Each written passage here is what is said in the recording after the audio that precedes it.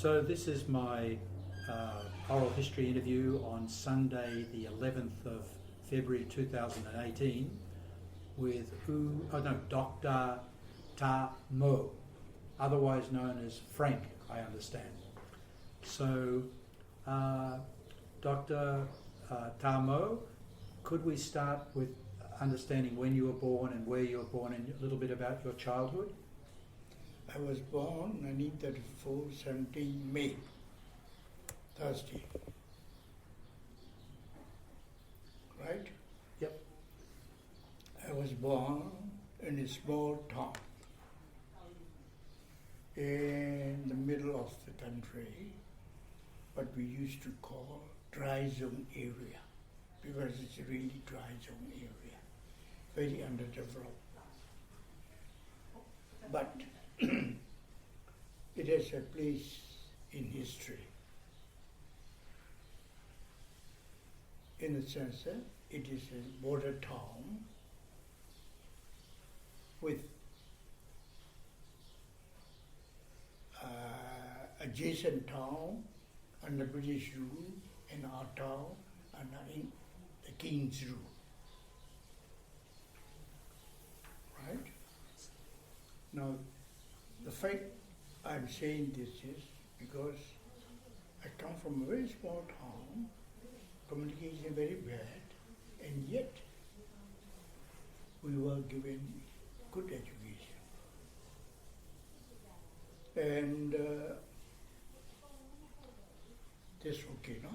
Because I don't want to speak louder, otherwise my That's throat. fine. That's fine. Because not many people in our town can have the chance to study. Our traditional study is monastery. And I believe, it's not for sure, but I believe my grandfather on my father's side, I think he's connected with somehow King's administration. So I think he came to have contact with the British administrator or something like that. Because the fact I mentioned is because all his male descendant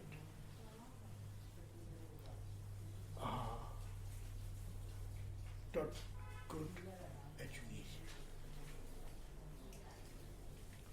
My elder first cousin brothers, they're all dead now. They live quite long, about 90.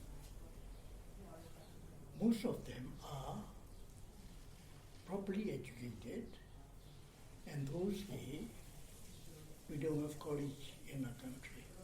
So he sent his grandson to Calcutta for university education. So we have quite well educated, scientific, and if you say it is advanced English. What did your father do? My father is a pleader. He's the youngest son of my grandfather. Pleader means he's not a lawyer. You know pleader? I believe he's a senior pleader. What does that actually mean? Actually, he's a lawyer, actually. Right. But not with the college degree. But they have a training, they have the examination, they have the registration to become a pleader, and from one pleader, one step to the other, I think you need to have you need to pass some test or something, I don't know. So what was it like growing up as a small child in that era? I find it quite likable. I find it very happy. Have you any particular stories of your childhood? Well, not much, but life is easy, safe. You can play in the middle of the night, up to the middle of the night, sometimes because you see, we are on the bank of Irrawaddy River, the town is. But about 6 months of the year, the Irrawaddy River is divided by large sandbanks. And I used to remember, sometimes I came back quite late from the sandbank, and my mother will not open the door for me. So I cry like that. But then it's quite safe. And I don't understand why the town was split in two, or there were two towns side by one town Adjacent. You travel from Rangoon. Yeah. You haven't been to. I have. You have? Yes, I have. Pro. Yes. You have. Yeah. After that is Ongna, we call it. It was an English captain named Ellen, but they make it Bamanish. Ongna. That town is about 40 miles from Pro, and if you continue your journey to Magui, have you been to Magui? I've been to Magui. Between Magui and Ongla is a small town, my town, but it is not on a road, motor road. We don't have motor road then. And the British did not control your town? Yes. They did? No. My town is by the King's administration. I think the last war, English-Burmese war, start from our area, I think. when the king was, brought down and sent to India. So that is why I was telling you, it is a town. It is not a big village, it's a town. Therefore, education, good education, no westernized, let us say westernized education starts somewhere around there. But my grandfather on the father's side, he wants more for his grandsons. And what happened during the Japanese period? Did you notice that the war was on, or was there... We had a terrible time. Really? Wow.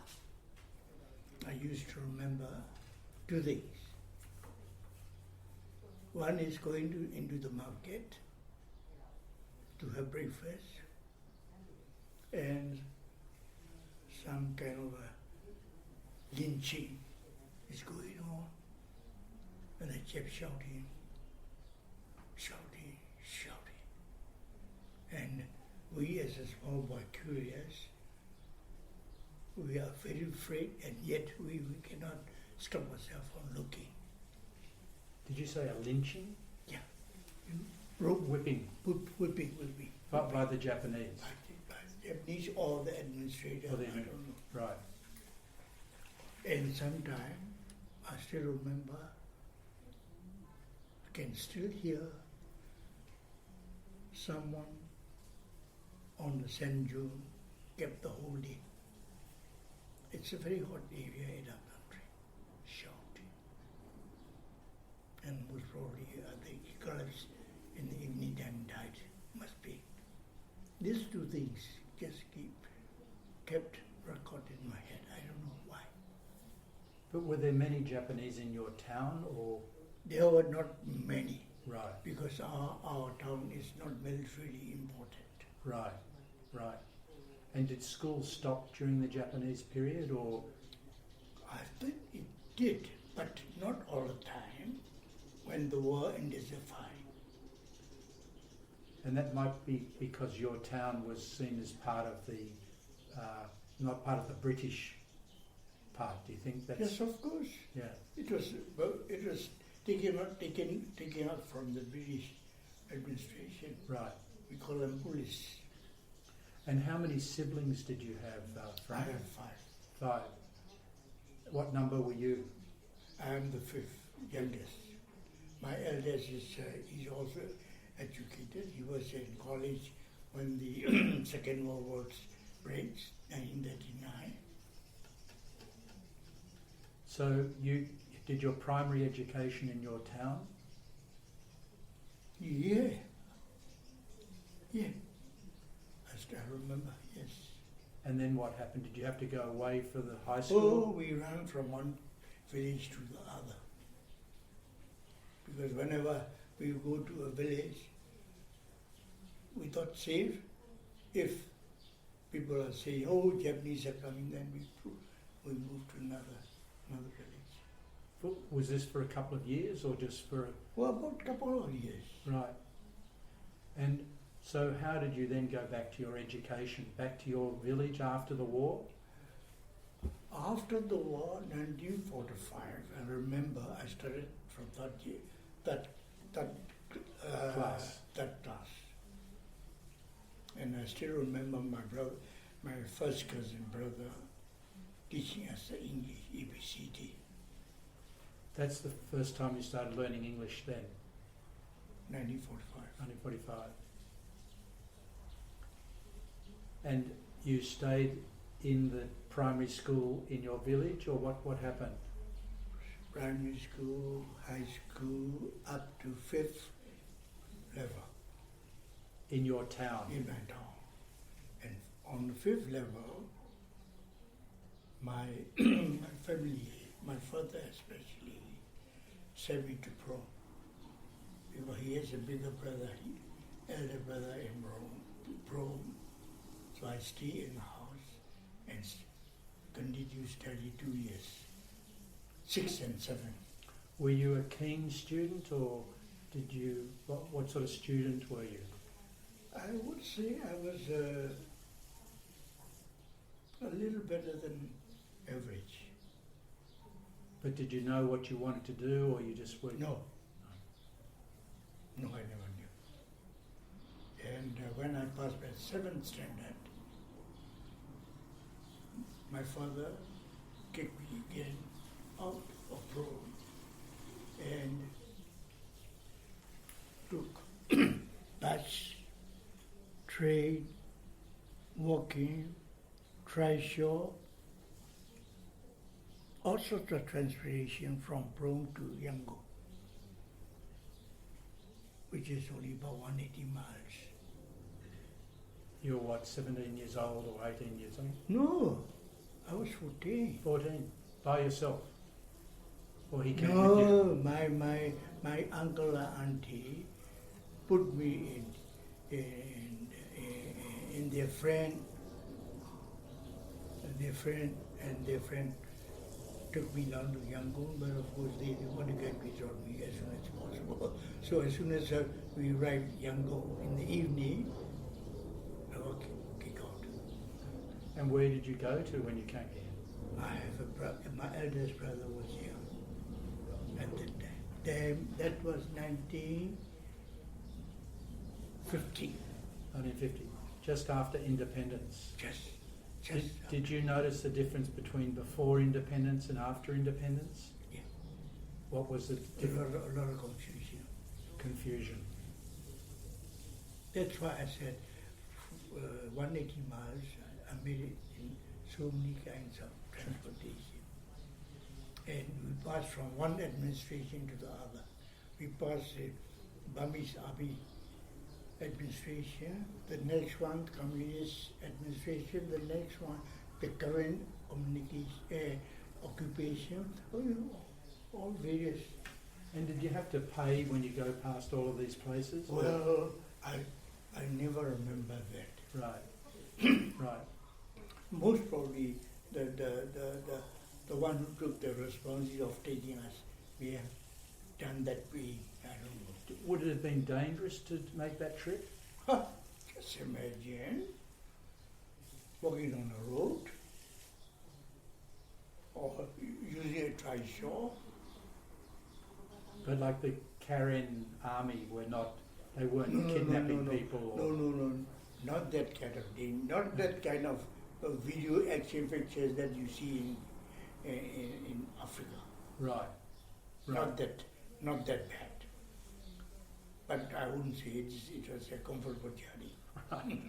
And so when you get to Yangon, the idea is you're going to do more study. I did.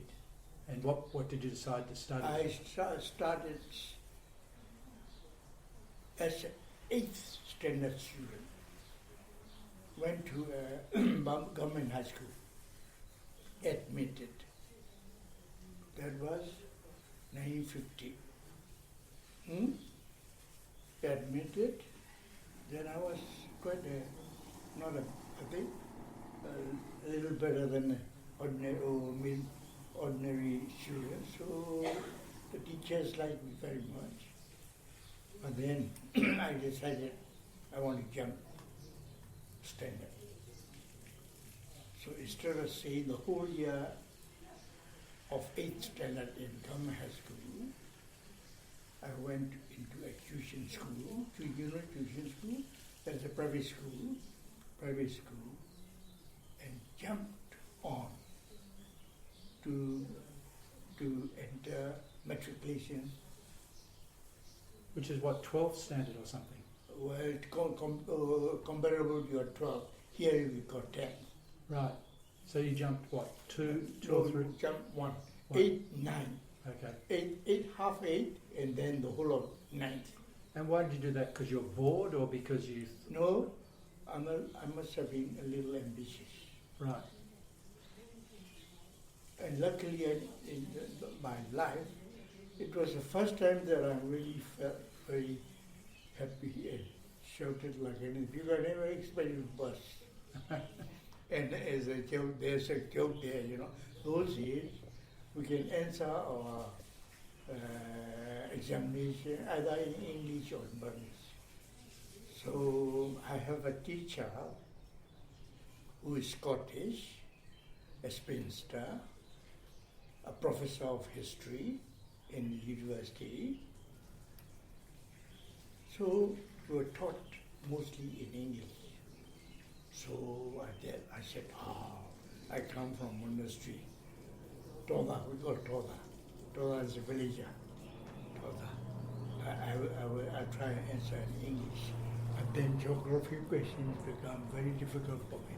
So I have to script the English answer version and answer in Burmese. Because, you didn't know the English word for the Burmese name. Is that it? The geography? No, it was some calculation and also, what you call it? Algebra or... No. The geography. Yeah. Geography is, there's a scale or something. I forgot. Now I'm getting a little forgetful now. You're doing fine. Thank you. But I must say, sometimes you see, my speech might be disconnected. Right. So I passed that 10th standard. So I went into the university in 1951 at the age of what? 17. To study? To study higher study. But to study? I study, well, it was a funny and very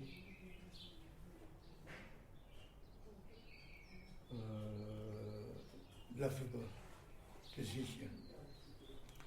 My brother, he was a university student before the Second War.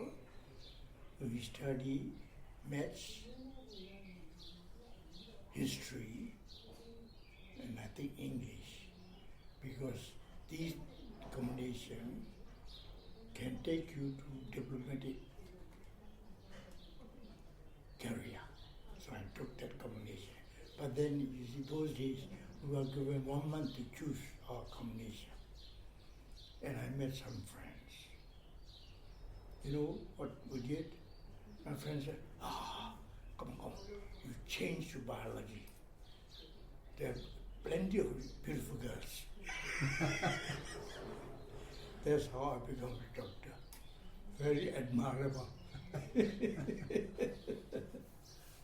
So you switched to biology, so you did biology, English No, and... we have to take zoology and botany, and physics, chemistry, and all sorts of science subject in first 2 years of intermediate. We call it intermediate class. And did you know then that that was going to lead to you being a doctor, or was it just... Well, I started thinking becoming a doctor then.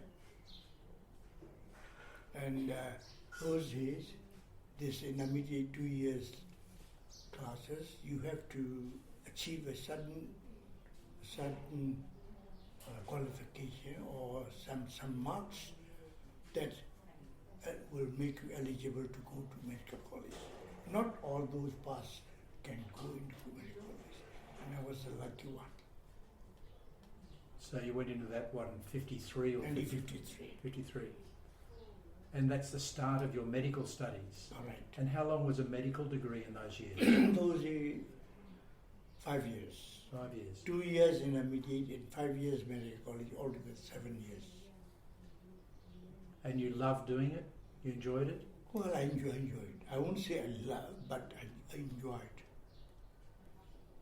I always pass first time on difficult subject, and when it's become easy subject, I have to sit 2 times.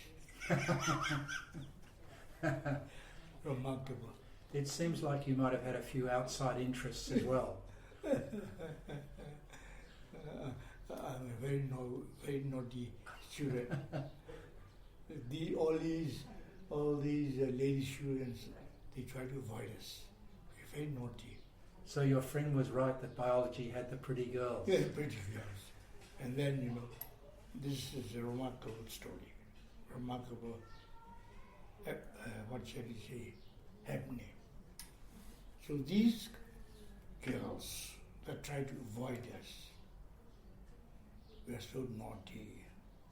When we become middle age and near retiring time, you know what they said to me? Tha Moe, my name Tha Moe, you did right. What do you mean? You enjoy life, and still you gone through your life not so bad. We pretty ourselves with a star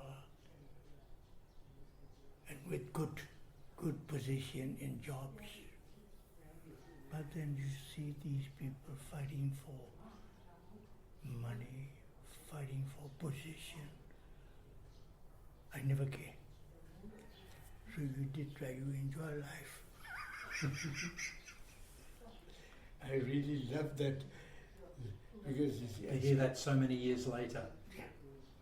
I still remember 1992 or something,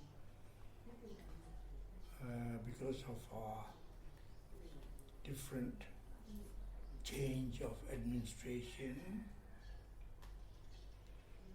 all of us, most of our educated people have to leave the country to make a living, a better living outside. I remember our lady friends, after about 5 or 6, came back just to meet our old friends. So I gave them a dinner in my house. I have a beautiful house in town, but not mine anymore. And you know what? There was a very pretty girl. She was a star in our class in university. She never looked at us in school. But then when she came back in 1990s, early 90s, you know what she did? She said, because my previous wife is also a doctor. Her name is Tinti A. She died in Australia, Wollongong. Right. Here go. That means, hey fella, come on.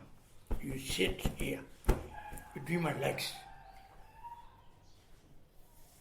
When we were students, we had to be very afraid of you. No, you come, I'm going to give you a knock on your head. That's how I am so familiar with all my classmates. And particularly the girls. Well, both boys and girls. Okay. Because we were just like brothers and sisters, you know. And so were there a lot of girls doing medicine in those days? Not many. Not many. Maybe 30, 70, 40, 60, maybe. Percent. Pardon? Percent. How many percent in the class? That is a percentage I'm Okay. trying to Yeah. guess. Roughly. Roughly about 40, 60. Okay. 60 male, 40 female. But now it's 100% female. Because they have to have some distinction, some marks, and only the girls study. Correct. It's the same in my country. Only the girls get the good marks. This period is, I think, is too long now. So, when you finished your medical degree, what happened then?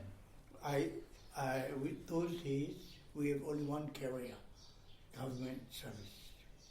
So I went into government service in 1959. I passed out in 1958, and since then, from 1959 up to the time I retired, I have to work with these rascals. I know their attitude. I hope it is censored, you know. It's not censored. Don't say anything you don't want to say. You know. So I know their. But did you go into? You must have gone into private practice as well, didn't you? Well, I tried at the beginning, and then when we were posted to various towns, big towns, so let us say from 1959 to 1965, I did private practice because I needed to make money. I've got 3 children. In Yangon, you did private practice? No, in villages. It's not villages, in districts. You were sent there, right? Yes, we were sent there, compulsory. Right. So the mid-60s, I understand there's some period you then went to the UK. When I went to UK in 1969, 2 years there. How did you go to the UK? It was difficult to get a pass. To cut the long story, those days, the scholarship, we got to sit for the exam for qualification. I qualified. But then there is change of government. 1962. And they win. So they kept postponing my trip. So what happened was I said, no, never mind about the scholarship. I have children. I need to have their education done in Yangon. So I took any job I can get in the government service as a sports medical officer. Sports medical? The first one in this country. The very first one. We had, but we call LMP, Indians. Those days, you know, there are many Indians, and most of them are LMPs. LMP is licensed medical practitioner from India. We got to hire them on contract. Because there were not enough doctors. Not enough, man. No, it's very few published doctors. So I applied for this post. I got it. And I think you mentioned, after 1962, a lot of people left. So did a lot of doctors leave the country then? No. No? No. We start exodus. Let me see, in the 70s. 70s. Early 70s. Because we actually see our life, how it's going to be run. Right. So, first I tried. I sat for American, we call it ECFMG. That is their entrance to medical practitioner registration in America. The first time I failed, but then I never try again because I have a big family then, 3 children already. But you did go to the UK in '69. That is a funny story I was going to tell you. Even though I qualified on scholarship examination, it was kept postponed. And when I joined the sports department, there was a chance. Even though I'm a doctor, you know what they call me? He's doctor by hobby, professional golf. Was it true? It is. It is. I started golf in 1963. I played quite well. So, one of my golfing friends, very influential, I won't say names or things like that, he pushed me out to England. Go and study sportsmanship. So was he a military person or? I won't say that. No, you don't have to say his name. No, I'm not going to say the name. No, don't say the name. But I mean, so somebody. No, I'm not going to say it because those days everybody is military. Sure. Oh, okay. So you went to study sports medicine in the UK. In England. And where did you do that? London University, then Oxford, Tumamdiu, Tandurua, Dimadangview. And you had something to do with football, I understand. Yeah. I was in Arsenal Football Club, assistant medical officer, because I have a very good teacher. And he hates English like anything. He's Welsh. You see those from the south.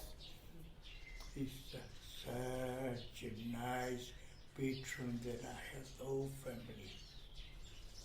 They patronize me like anything. And I was such a selfish chap, see. Sometimes I share his lunch, which is not enough for him actually, you know, because those days we were very poor. We are not allowed to send money out. Yeah, I remember. Yeah. So your family stayed here presumably for those 2 years? Well, I must say my family stayed here, but some people say they are kept at hostage. To make sure you come back. I'm not sure. I hope it is not true. But they were 2 wonderful years. You learned a lot.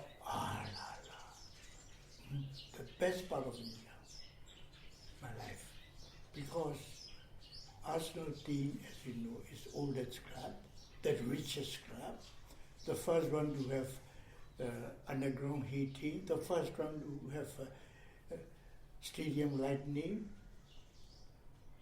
and you know, I was given always 2 complimentary tickets for every game. We have Wednesday game, we have weekend game. Those days, you see, tickets are like gold, very difficult to get. So when I have my 2 complimentary tickets for every game, all my embassy staff, friends are after me. I had a pampered life. And you're still an Arsenal supporter? No, I'm not, I'm afraid. Because as soon as I start golf, I forget about everything. I'm a golfer, so I understand. I forget everything. I think I'm a very bad person in the sense that my life I spent in golf course. Even my children, they accused me and they were right. My wife, the one that died in Australia, she used to come back all tired. She wanted to talk. I'm sleepy after golf. Because golf here is a full day affair, right? You should explain, I think, because most in most Western countries you go to play golf and it's 4 hours or something, but here you'll play 9 holes, then you'll have lunch and relax, and then you'll play another 9 holes. Mostly half a day is gone. Mostly. Most time. And I was like a good government servant. I spent about 4 days a week in golf course by stealing my working hours. So you played very well. I played quite well. That is quite well. And did you belong to what was Burma Golf Club or to? No. Those days, Burma Golf Club was Doctor Changi Club. The Nyango. The first Yangon Golf Club. yeah, Rangoon Golf Club Rangoon first. Golf Club. It's a premier club.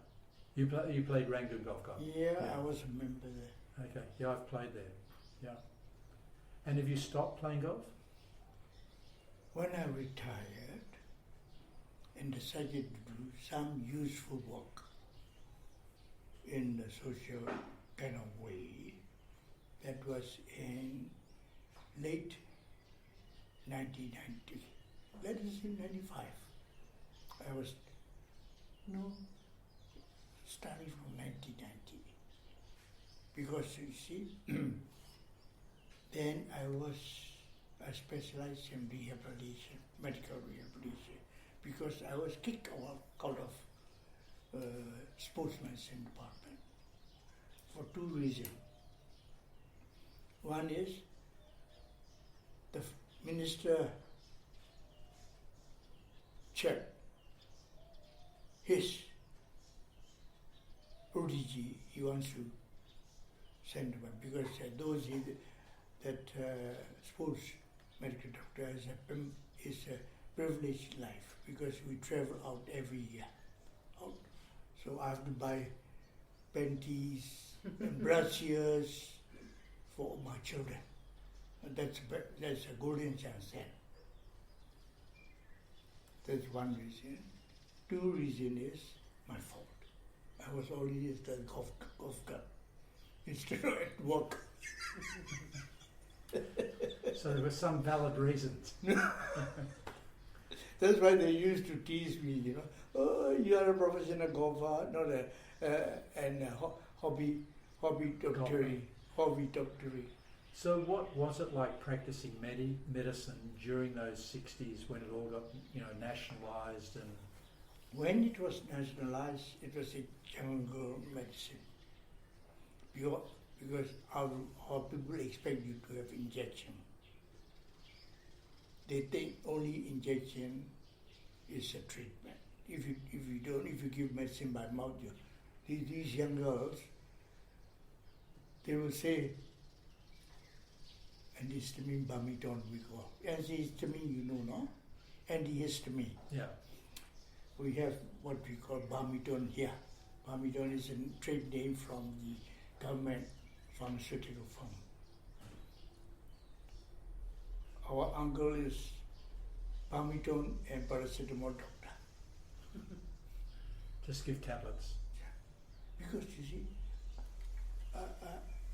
I hate the way they treat patients, and that was a lesson I think you should put it here. When I was studying in England, of course we sneak out some weekend to work in hospital. We call it houseman. Get 36 pounds a week. All right? My good patron, 36 is nothing. Come. He introduced me to his friend, who's a GP, as a big GP practice. He put me there some time, and it gives me more than double.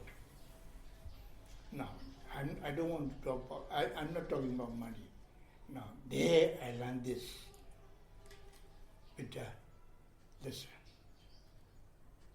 It was East End, East End, where Cockney spoken, my fair lady, my fair lady Cockney.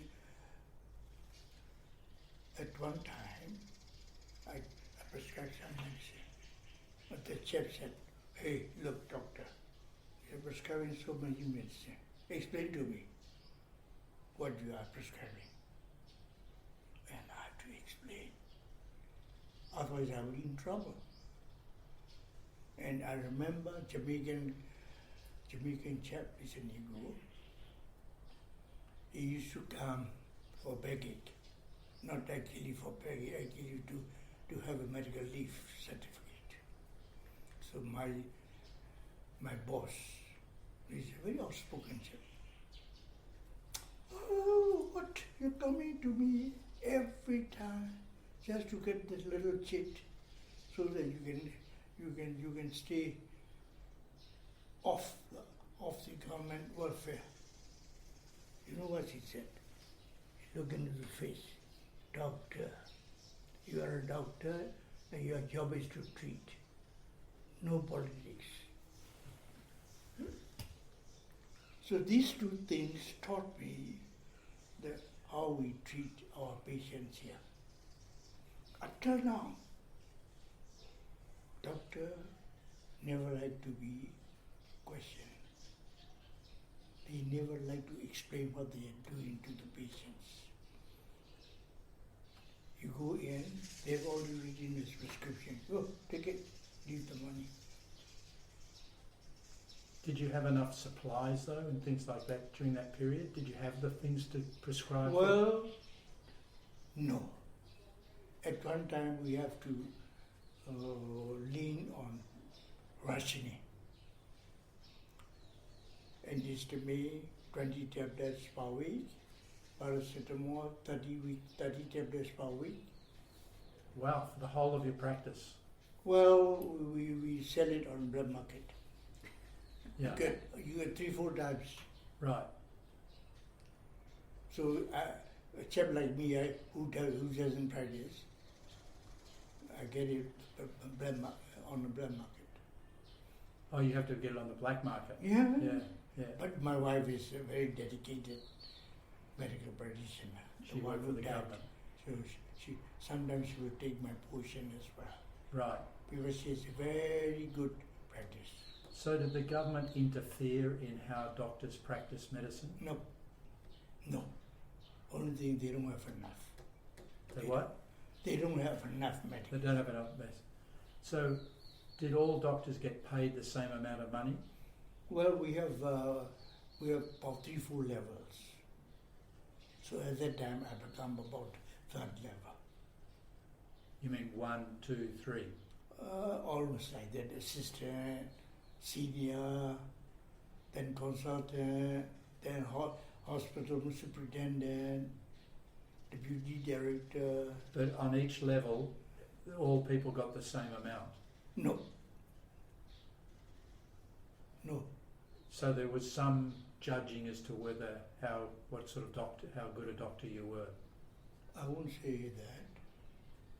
You are only giving money, salary on your experience and years. So not on quality, just years. Years on service. Some of them on quality, but very few. And could you legally have a private practice? Yeah. As well? Yeah. The government didn't mind you having... No. Because I think you're the family doctor for many families. All of them, my sports medicine patients, because every time they have sneezing or coughing or aches and pain, they come to me. It's a sports medicine job. So you continued practice in the government as a government doctor? Till 1992. Right. I tried to get out about 3-4 times because I had a good offer from other countries. But then you see, I'm a sort of a funny chap. the usual channel that is easy to get out. Yes, Yeah, is to pay. Yeah. I never want to. I'm stubborn yet. But finally, I had a good patron as a minister. So I told him the story. Look, I have children living out of the country. I need some foreign exchange. Will you help me? And he did. That's how I get out of the service in 1992, 2 years before my retiring age. And then you private practiced. No, not yet. You retired. I retired completely from the government service. Yeah. Then I worked with WHO. I worked with Saudi Arabia. Oh, you went out. Well, where did you go? First I went to Saudi Arabia. Right. For 2 years or 1 year or? Well, about 2 years. But then, unluckily, my wife died. And I had no interest in making money. Then after that, I got married to this young girl. So I need some money. So I worked in WHO. We call Whereabouts? WHO. Oh, WHO. Okay. What we call rehabilitation. Where did you do that? Here or? No, I was in Bhutan. Bhutan? I was in Wow. India. I was in Bhutan for almost over a year, about 3-4 times. Did you enjoy that period? Very much so. Top of the world. Yeah, literally. Literally. I was at the 14,000 height. It's very dangerous. You can't even look at the, deep gorges. And the Saudi years, was it tough living there, working there? Or? No. I will give you an example. Here, I worked for 33 years. When I retire, they give us pocket money called gratuity. It's accumulated tradition for me. And that 33 years worth of money, I can get in 1 day. 1 day working in Saudi. My goodness. My goodness, that's a huge... Well, look at us.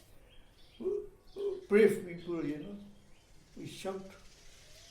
Nothing happens. And so after WHO? After WHO retired completely, and I went back to my hometown. And did you know that my hometown, beside the Irrawaddy River, maybe a few walks, no water supply. For years. Well before I was born. So it must be hundreds of years. No water supply. You used to carry the water. They have to use the bullet card. That kept me really sad about this country. So I started organizing how to get water. And I was lucky to have Japanese embassy help. I started with $30,000. But then I can only use about 25,000. But then again, you see, I make good friends. And all my cronies, the cronies that you are all my colleagues, some of them are very good friends because of coffee. They helped me a lot. So I was able to develop a water supply for the fringes of the town. In the middle of the town is a little bit money they have. So they did it for themselves. But they can't share it because they haven't got good machines. So I give to all superb, you call it, fringes of the town, and put it here. You know what kind of happiness I get out of it. The people, they said, Doctor, we are not the important one to thank you for water. Our animals can now drink to their liking. The cows, chicken, the dogs.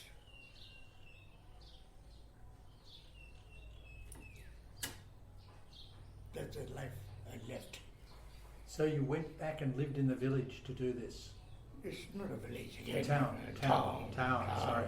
We don't have to be called village. Yeah, bigger than a village, a town. Yes, sorry. So you said you went back and lived there? I almost lived there literally for about 15 years. With Lily she was here? No, she comes along this house. I only got it about 3-4 years now. Okay. It's a gift from my sister. So you went up and back? Up and back. That must have been tough living up there. Oh, very tough. But I was just telling you, son, I had a good car. I can use it. When I don't have it anymore, I have to use local buses, local motorboats. But it was really, that gave me, What you did for your real town. joy for me. No, for my people. Yeah. It's a very small achievement, but the big one for me. Water is pretty important. Without You water, live without water. How many days? not long. And so when did you complete that job? What's never I complete? finished it in 1 year. And when I finished it, our government that time was good enough to take over.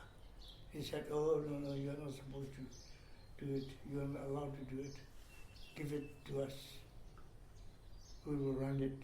So my only condition on them is, look, you're never able to develop this. I did it. Whoever runs this process, I don't mind. But make sure this supply will last. If not, I will go up to the top to complain.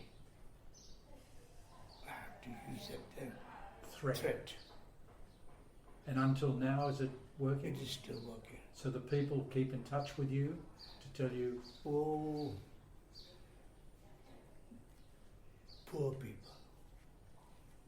Most well-to-do and educated, they don't know how to thank you. Only with that, what I did was microcredit I did. I sent boys and girls to school. Now about 200 to 300 boys and girls. Otherwise they will be on the road and get married and no children. Now they are big teachers, some of them, doing these what do you call, NGO jobs, paid very well, So I don't believe in the NGOs. So that means the education in your village went downhill from when you were living there. When you were living there, you got a good education. I won't say that. I won't say that. It wasn't good. When you were there, it was okay. It was good. Well, I was a fool to go and interfere. Actually, those days, it's quite dangerous to do this work, In what sense? Danger sense, let's say. People wouldn't like you doing it. Well, those responsible persons, Right. the big shots, they don't like you to. I remember, we have this big cyclone where about 100,000 people are killed. Oh yeah, the Nagas. cyclone, Nagas, yeah. Those days you did. people are floating on the side of the road, dead bodies. If you go and pick them up to bury, you're arrested.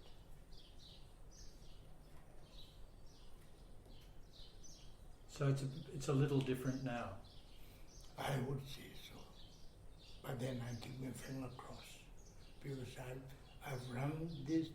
I've come through this kind of situation when I was really able to recognize, evaluate, and remember. That was 1947 to 1962. That period. A similar one now, but not that bad. And I keep my finger crossed. I thought I would never see this kind of thing. Yeah, never be talking to a foreigner like No. this. Yeah. Yeah. There are so many stories I could give you, but then they're not bad. They're not good, you know. No, people will not like it. Right, right. So after you came back, so since then you've basically been retired since 2000, is it? Or Well, since 2017, my health is not giving me a good support. look pretty good. Thank you. Physically, everybody said, Yeah. but inside I know. Right, right. I had one Australian friend. You know how I came to become friends? You know? He was associated with one novelist, well educated, and his daughter was in Australia. He was looking to support somebody who is doing a real job. I won't give you the name. And this novelist, this chap, come, I have a friend, so he brought me to. So we started an education stipend system for young girls and boys. It lasts about 4 years. Not much, about 5,000 Australian dollar a year. But then I got good friends, I made some money, so it was good for the endeavor, you know. But then it was stopped. I'm afraid I can't take many more now, but I still have about 3 to 10 students off and on. Because with me, luckily I can choose and pick, and I can really see whether they need it or not. Is this for primary school or secondary school? It doesn't matter. Doesn't matter. It may be primary, it may be middle school, it may be college, Okay. doesn't matter. Okay, yep, just to help the education. Just because I started in a small fishing village, 40 families. When I started, they have about 16 boats to use for their fishing. When I stopped, they have about 100. Wow, it's wonderful. Oh, that's what I said. Life is giving, you know, Yeah, not taking. life is giving, not taking. No, life is giving. Dr. Tha Moe, I can't think of a better point to finish this interview. Thank you very, very much.